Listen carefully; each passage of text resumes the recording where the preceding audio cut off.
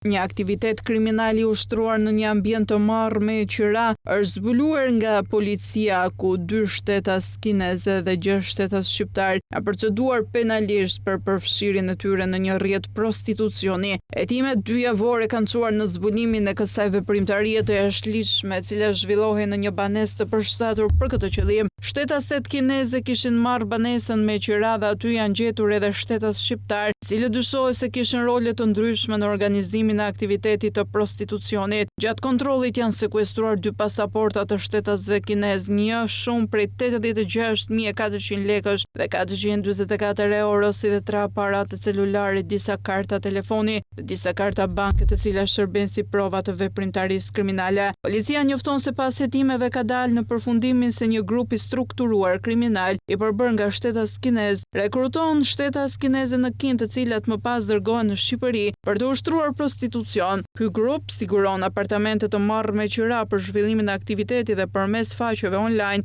mundëson komunikimin me klientët. Hetimet vijojnë me intensitet të lartë, duke përfshirë bashkëpunimin me prokurorinë për identifikimin dhe kapjen e anëtarëve të tjerë të këtij grupi kriminal. Hetimet janë ende në vijim për zbardhjen e plotë të kësaj veprimtarie kriminale dhe për ndalimin e shtetasve të tjerë të përfshirë në këtë rrjet.